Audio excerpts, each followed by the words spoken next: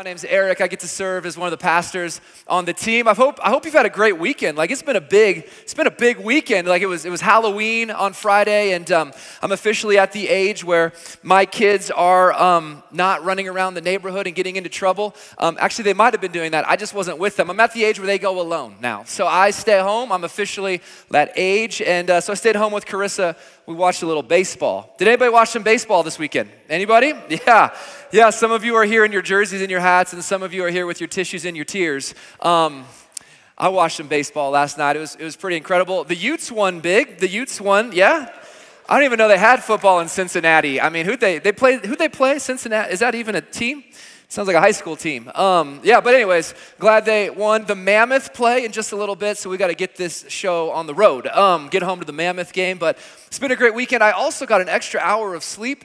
You're telling me I can feel this refreshed if I just go to bed an hour earlier each night? I feel so good. We're going to have so much fun this morning. So really glad that you're here. Today's sermon has a very specific title. Today's sermon is entitled, Fix Your Swearing. Fix your swearing, all right? And it might not mean what you think it means, but it does mean that. This is a sermon about how to fix your swearing. And I have a friend who goes to church here. Her name is Jess. She's kind of famous. She's kind of a big deal. I love her very much. And she says something often that I think a lot of us can relate to, even if we don't really want to admit it. Here's what Jess likes to say. I love Jesus, but I cuss a little. I love Jesus, but I cuss a little. Raise your hand if you love Jesus, but you cuss a little. I'm just wondering if you can relate. That's like most of our church. Wonderful. We have the reputation as the cussing church, I think.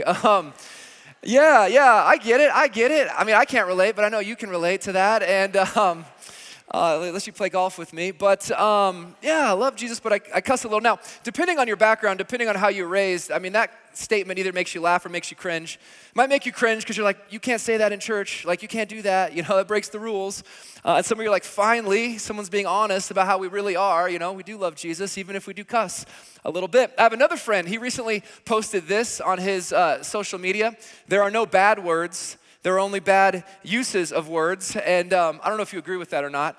That's not really the point. But of course, he got ripped up on social media by church people for saying that, and I think there is a point there.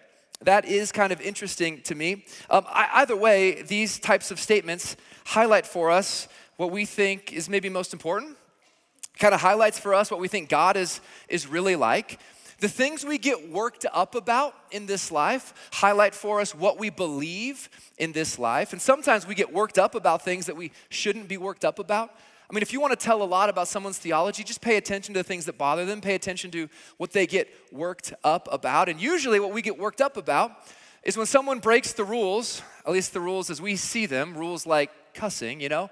Usually we get worked up when the rules are broken as we think about them, as we see them. But here's what I need you to know. Religion's rules are not the same as God's truth. Religion's rules are not the same as God's truth. Religion has a way of coming up with these rules or these workarounds or even some loopholes at times. And that is what we see in Matthew 23. Jesus is challenging a group of people through the 7 woes because they were getting worked up about the wrong thing. They think they are defending God's honor, but really they are just defending a religious system that protected their honor. And Jesus will have none of it. So he challenges them. They think they see God clearly, but they don't. What they see clearly is man-made religion, and in the process, they are blind to who God really is, and Jesus needs to call them out for it. He needs to sound the alarm. He needs to give them a woe. And this woe is for us, especially those of us who have been in church for a while. I've been a Jesus follower now for 20 years, 2 decades. Have I been doing this? Have I been doing this? And if you've been a Jesus follower for any length of time, you should be paying attention to this too in your own life. Have I substituted God's truth for my rules? If so, woe to us, woe to you. Now for others of us, we walked away from God. We walked away from religion because we wanted to get out from under the rules. Maybe that's a good thing. But this woe is an invitation back. This woe could free us from being burdened by the rules of religion that maybe were placed on us. And so today is part 3 of a series called The 7 Woes. And these 7 woes are found in Matthew 23, and we are going through them verse by verse. If you missed week 1, the first woe was this, to summarize: woe to you who slam the door to God for others and yourselves. That was the first woe. The second woe last week was this. Kelly did a great job. It was this: woe to you who lead people into false religion. That was the second woe. And the third woe is woe to you who have your swearing all wrong, okay? Fix your swearing. Just a bit of review. A woe is a public critique. It's a public statement. It is out there. It is a public critique wrapped in a personal grief. And so Jesus is feeling some lament, some sadness. Isaiah pronounced some woes on his group of people that he was leading. We read about those last week. It was lament, it was sorrow, it was a grief-filled, compassionate warning and alarm. And Jesus sounds the alarm for these people, sounds the alarm for us, not to write us off, but to wake us up. To wake us up from heading to a destination that would be our destruction, that would destroy the joy we might have walking with Jesus day in and day out. So we want to listen to these woes and allow Jesus to sound the alarm for us today. And so today's woe is the third one. It's in Matthew 23. I read it earlier, but I want to read it again and highlight for you all the components, all the details, all the contrast inside of Matthew 23, and we will work through it together. Verse 16, Matthew 23, woe to you, blind guides. We'll talk about this, but this is a different setup than the other 6 woes. You say, if anyone swears by the temple. There's a word that's used 10 times in this woe alone in the NIV. Whenever a word is repeated in the Bible, you should pay careful attention. So this has something to do with swearing. If anyone swears by the temple, it means nothing, but anyone who swears by the gold of the temple is bound by that oath. So some type of rule is being inserted into the community that's keeping people bound, or there's another rule that allows them to go free. It's all rather confusing. Verse 17, you blind fools. There's another word that's used 3 times in this woe. It's the word blind. You think you see, but you are blinded. You cannot see at all, okay? You blind fools, which is greater, the gold or the temple that makes the gold sacred? He's providing this rhetorical question about environments and objects, and we'll break it all down, don't worry. You say also, if anyone swears by the altar, this table inside of the temple grounds for Jewish worship, it means nothing. But anyone who swears by the gift on the altar is bound by that oath. You blind men, which is greater, the gift or the altar that makes the gift sacred? Therefore, anyone who swears by the altar swears by it and everything on it. Like the whole thing kind of fits together somehow. And anyone who swears by the temple swears by it and by the one who dwells in it. And anyone who swears by heaven, so it even goes bigger than objects and temples. And anyone who swears by heaven swears by God's throne and by the one who sits on it. Whew! You guys ready to get to work? All right, let's get to work. We're going to break this down in 4 parts. Part number 1 is this. We are going to look at why Jesus has a different setup to this woe than the other 6. So we'll look at his clarity to the audience. So we'll look at that. And then we'll look at this word swear that gets used 10 times in the NIV. We'll unpack this idea of swearing or oath-taking or vow-making, okay? And then we're going to look at the contrast, the details, the objects inside of this woe specifically and try to figure out what Jesus is addressing as specifically as possible. And then we will look at the cure. We'll look at the solve to all of this so that we can heed this warning and go in a different direction. So we'll break it down in 4 parts. Let's go back to the first part. Let's talk about the setup. The other 6 woes begin this way. Woe to you, teachers of the law and Pharisees, you hypocrites. So 6 of those. Woe to you, teachers of the law and Pharisees, hypocrites. Teachers of the law, Pharisees, hypocrites. Teachers of the law, Pharisees, hypocrites. But here, Jesus begins with you blind guides. You blind guides. What's he doing with this? Well, as we've talked about in previous weeks, those 2 titles are really like job descriptions. Teachers of the law, they were the intellectuals. They studied, they looked at the Old Testament text. They studied the Septuagint, which was the Greek translation of the Old Testament. Sounds fancy, Septuagint, but it was just this great work. You could go read it even today.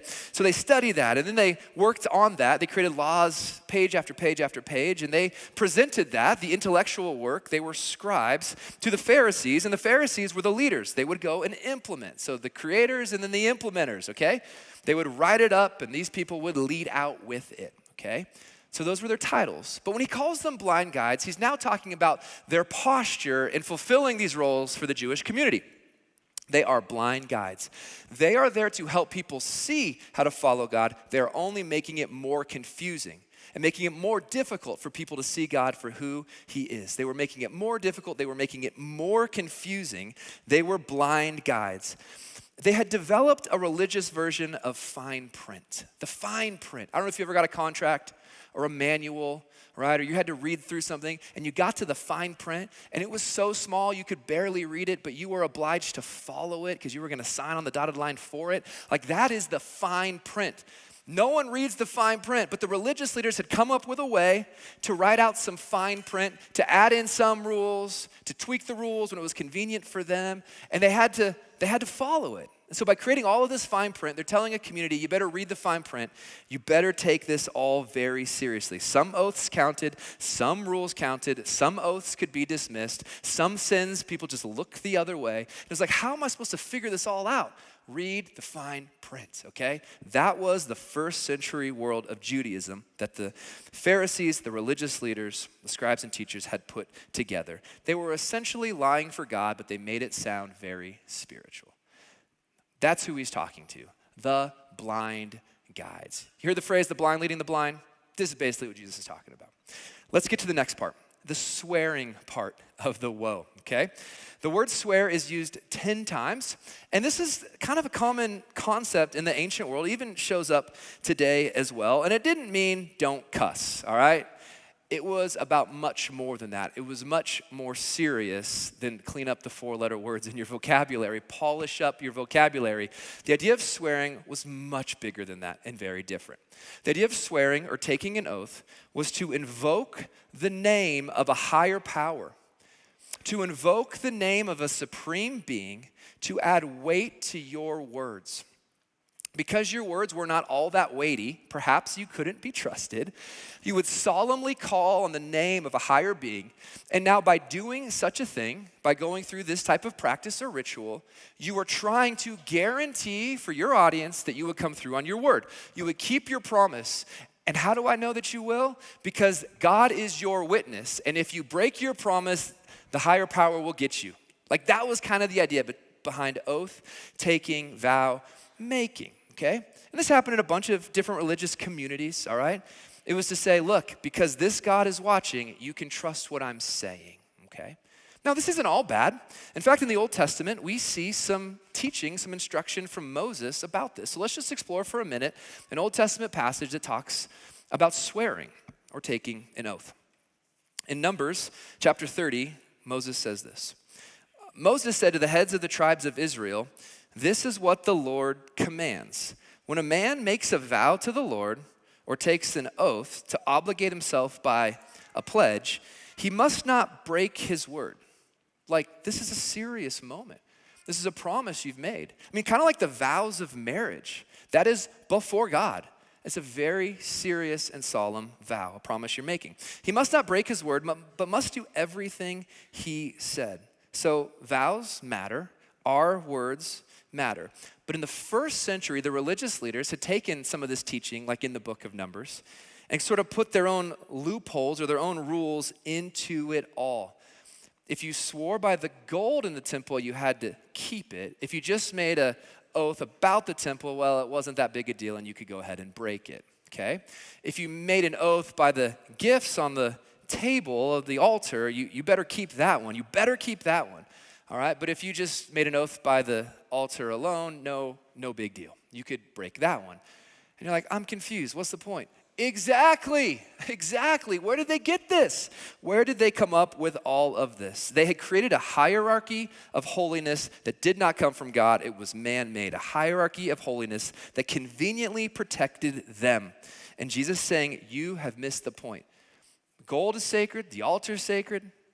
It's only sacred because God is present, and anything you do in God's presence, which by the way is everything you do, matters a lot. So Jesus would teach about this. In Matthew 5, Jesus is teaching the Sermon on the Mount. He's instructing how his people should be. He says something interesting about this idea of oath taking, vow keeping, and swearing, okay? It's in Matthew 5. Again, you have heard You have heard that it was said to the people long ago, do not break your oath, but fulfill to the Lord the vows you have made. So Jesus knows the book of Numbers. Of course he does. He was present when it was written. Verse 34, but I tell you, do not swear an oath at all. Do not swear an oath at all.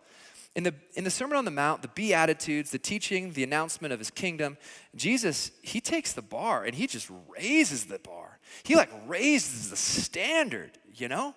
If you've not read that before, go read the Sermon on the Mount. It's like, who can live up to this? Who can meet this, you know? So the bar goes higher, but the grace in the gospel goes deeper. It goes so deep, you know? So Jesus is actually taking the bar higher. He's helping this become not a formulaic approach to religion, but an approach to following him that's built in our character, okay? So here's what he says. I tell you, do not swear an oath at all, either by heaven, for it's God's throne, or by the earth, for it's his footstool, or by Jerusalem, for it's the city of the great king. And do not swear by your head, for you cannot make even one hair white or black, all right? Jesus is using very visual moments inside of the Jewish religious culture to make some points. People had seen these things, they had experienced these things, and Jesus is using those things to talk about what's most important. He's raising the bar and taking them deeper, okay? All you need to say is simply yes or no. Anything beyond this comes from the evil one. So Jesus is taking something that had become rather formulaic en route in the first century, and he's now reteaching it in a way that would be about the heart. He's describing the character of people who would follow him. This isn't like a prohibition. This isn't like some law against any vow, against any oath that you would make. I mean, Jesus spoke under oath before the Sanhedrin. What's he doing here? He's highlighting the way Jesus' followers should live. He's saying this, disciples are called to such consistent truthfulness that formulaic guarantees invoking gods are superfluous. Anything beyond straightforward honesty from a Jesus follower is unnecessary and comes from the evil one. To which you would say, that seems like a pretty severe step. Is that a bridge too far? Comes from the evil one? Well, he's saying this, if you want to play games with God and try to use God to make your words very weighty, if you're trying to take an oath and use some deity above you to get people to take you seriously, you are not living as I have instructed you to live. You don't need to play games with the gods to get people to take you seriously or to use your words to use people. You don't need to do that. That actually does come from the evil one. Using God to get what you want is a practice that is connected to the evil one, okay? It's treating God according to lies, okay? So Jesus is correcting all of this, and he's calling them out. So, we've dealt with the first part. What's up with the blind guides? Now we know a little bit about swearing or oath taking. It was invoking a higher power to get somebody to think your words carry more weight than they do. Jesus says you don't need to do that with me. That's the swearing part. Now let's get to the third part of our day. Let's deal with the critique itself. This idea of gold, and temple, and gifts, and altar.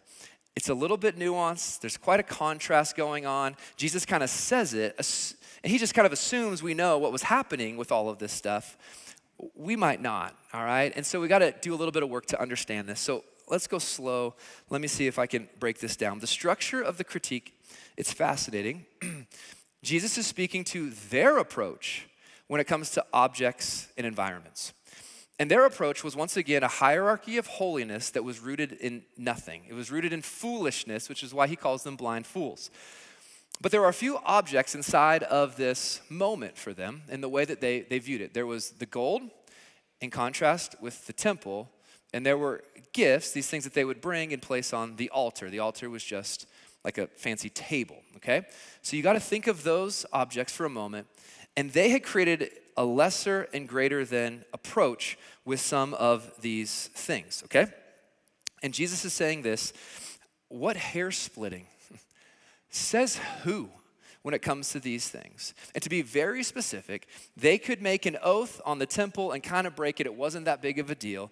But if they made an oath based on the gold, they had to keep it.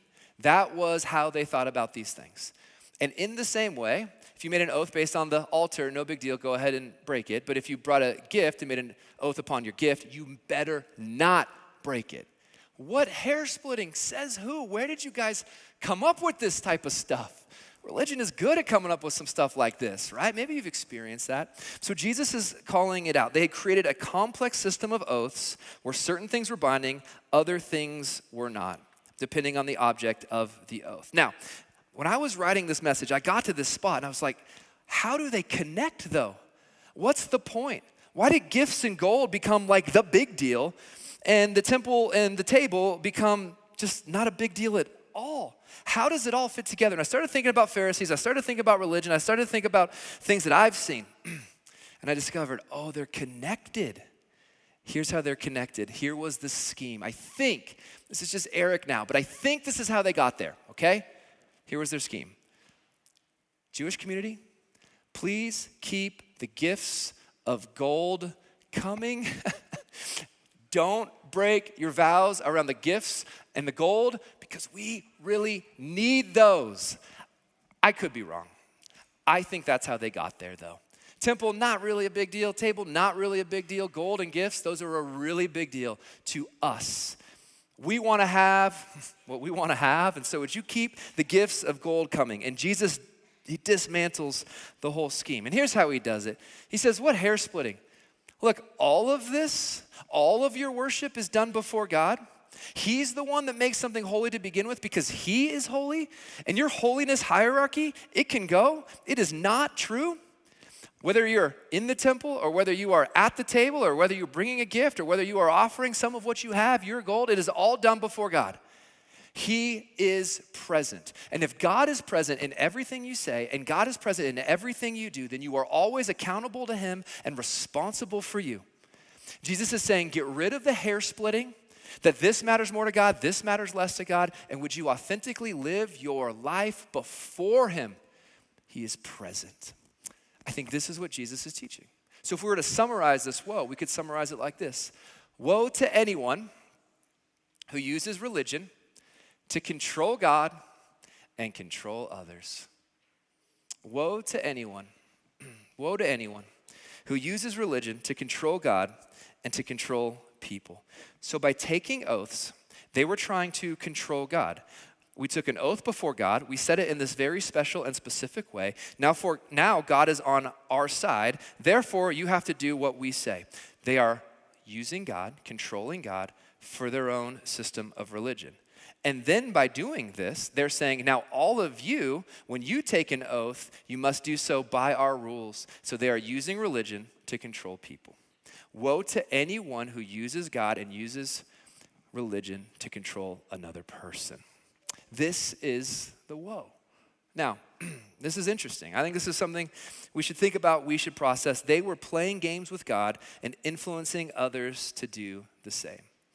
And we play games with God sometimes.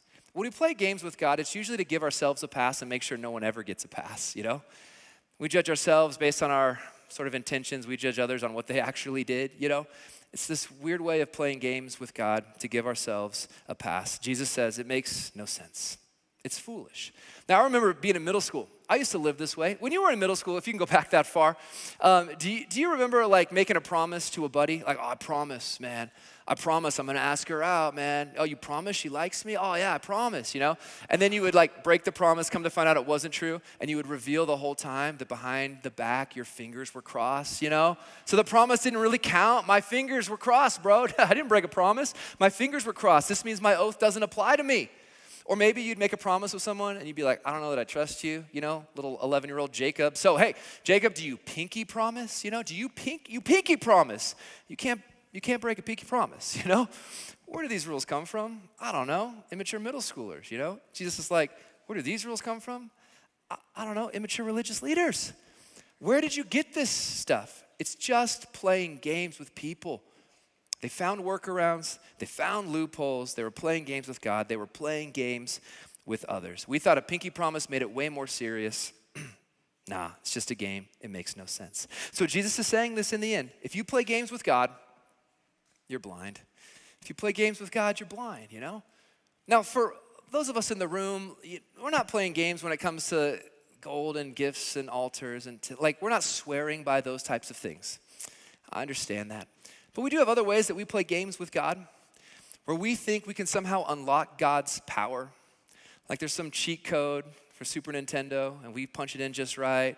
We get to experience more of God's power. It's just playing games with him. Like if I say the right thing, or if I do the right thing, or if I pray long enough, if I do this thing enough, or some pious behavior is present in my life, I can unlock more of God's power. It's a loophole. It's a workaround. If I post this on Instagram, it's not a big deal. Let me just make this PG-13 for a moment, the culturally relevant way. You know what? In college, shaking the bed was a workaround. It's not really that big of a deal, you know? You guys know about this? No? Okay, never mind. The 8:30 service was like, they knew all about this, you know? That old crowd, you never know. Anyways, it's just a workaround. It's a loophole. Like it's not the thing because I didn't do it in the way that the thing does it, but it still did it. Guys, if you're playing games with God, you're blind. And Jesus wants us to heed his warning. He wants us to hear his woe. If we are doing this, his woe, well, it is upon us. And by the way, playing games with God and using his name to try and level up in this life, that is what it means to take God's name in vain, all right?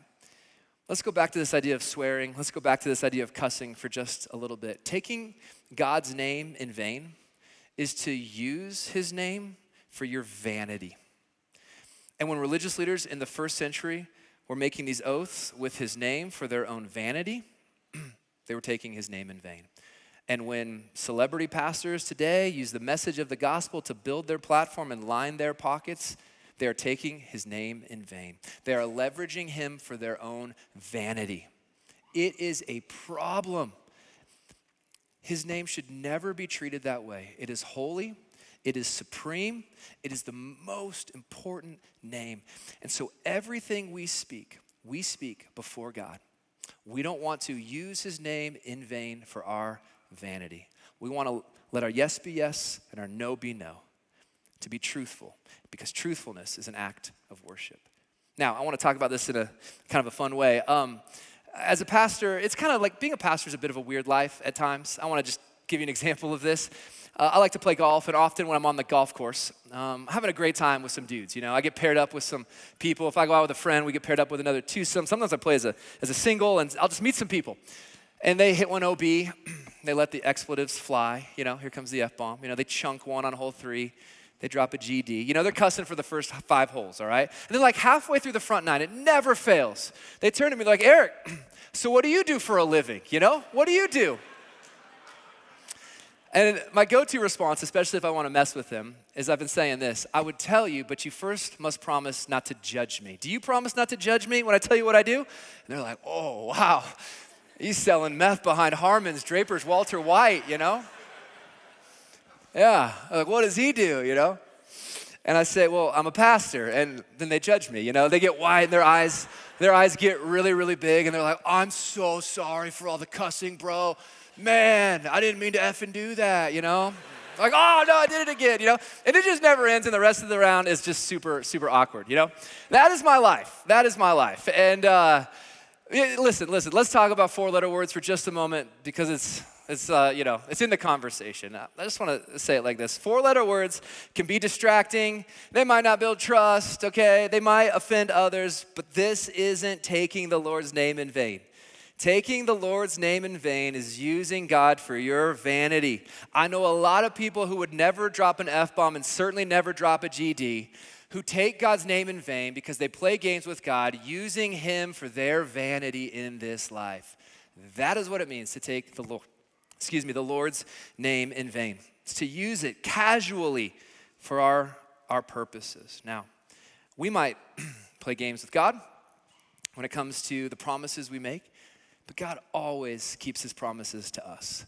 In Hebrews chapter 6, we see an interesting truth from the author describing what God has done. I want to read it for us, verse 13 through 17. It says this, when God made his promise to Abraham, the author of Hebrews is talking about a promise-making and a promise-keeping God. This is who our Creator God is. He has revealed himself to us and made promises to the world, promises that we can bank on. And one of those promises was made to Abraham. It included three things: land, family, and that he would be a blessing to the entire world. And that's absolutely what happened. God made good on his promise. The passage goes on, and since there was no one greater for him to swear by, he swore by himself, okay? He is using his words, making a promise rooted in his character. He's not calling on something else to give more weight. That would make no sense at all. He's making a promise rooted in his unchanging nature and his covenant faithfulness. This is the type of promise he's made. It's rooted in his character, saying, I will surely bless you and give you many descendants. And so after waiting patiently, Abraham received what was promised. The author is telling the Hebrews, you can trust in God's promises. His character is trustworthy. He keeps his promise. Verse 16, people swear by someone greater than themselves. So going back to the numbers, this idea from the Old Testament, the numbers idea when it comes to oath making, vow keeping. People swear by someone greater than themselves, and the oath confirms it. This happened a lot in ancient culture, still happens today in some ways. What is said and puts an end to all argument.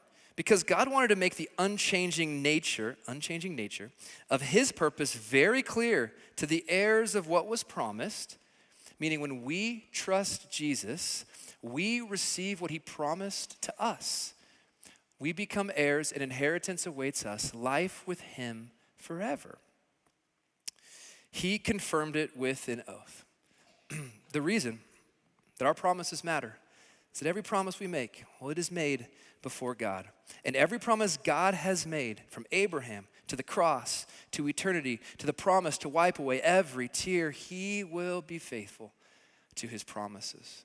And so as people who trust him, we should be faithful to our words, our promises as well, because we belong to a God who keeps his.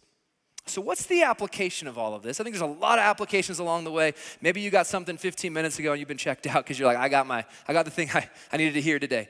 But I want to just give a very specific application. It comes from James chapter 5, okay? In James chapter 5, James is echoing what the Lord taught in Matthew chapter 5. We see this. Above all, my brothers and sisters, do not swear. Do not swear. This is not about polishing up your vocabulary, okay? You might want to do that for a few other reasons, but this is not what James 5 is about, okay? It says, do not swear. And then he says this, not by heaven or by earth or by anything else. You do not need to play games with God, trying to invoke his name to make your words carry more weight in order to control him or to control your circumstances or try to control your life. You don't need to do that. All you need to say is a simple yes or no, otherwise you will be condemned. Here's the question we should all be asking ourselves today. Do I need to fix my swearing? Do I need to fix my swearing? The religious leaders of Jesus' day, they needed to. Because by swearing, they were showing that they didn't actually trust God. They had workarounds, they had loopholes, they had gaps in their character. And they were trying to defend their position rather than living authentically in God's presence every single day. So, to fix your swearing, it doesn't mean to stop cussing. It means stop playing games with God in order to control him and to control others. It's not polishing up your vocabulary. It's deciding to anchor your life every day as a life lived in his presence, okay? If we go back to Matthew 23, as Jesus is talking about all of it, what's holy, what's not holy, he takes them all so much deeper than these practices inside of a building with some furniture and some objects. He takes them into God's presence. Everything we speak and everything we do is done before him, and his name is so holy. Let's anchor our lives in his presence every day. Not out of fear that he's going to get us, but out of joy because he is always with us. That is how Jesus wants us to live. So woe to anyone who plays games with God, trying to use religion to control God and to control others. But happy are those who live their lives anchored in God's daily presence. So here's the bottom line of today's message. You don't need to swear by the God above. No more swearing. You don't need to swear by a God above you when God lives in you. So when you say you'll do something, do it. When you say you're not going to do something, don't do it. Keep your word even when it's not easy. even when it's inconvenient. Tell the truth, even when it costs you. It's a daily act of worship. Be responsible, even when it doesn't benefit you. Keep your word when it's inconvenient. Honor God with your speech, because every word is spoken before him. So fix your swearing by fixing your eyes on King Jesus. And that is the third woe. Let me pray for us. Jesus, I've been around church for a long time, so I need this woe in my life. In fact, maybe most of us can recognize the danger of creating workarounds and loopholes and rules, trying to control you when we keep them and trying to control others to get them to line up with them. We can see that that's a problem. So many of us, we have some baggage in our lives, some wounds, some scars from experiencing just that. And I just pray today we would ditch all of that and live our life before you as people of character, authenticity, and integrity, knowing that what we speak is spoken before you, knowing that what we do is done before you. And we want that to free us, to know that we are living with you always and forever. And so, God, I just pray we would heed this warning and find great joy in knowing that everything we do is done with you. It's in your name we pray. Amen.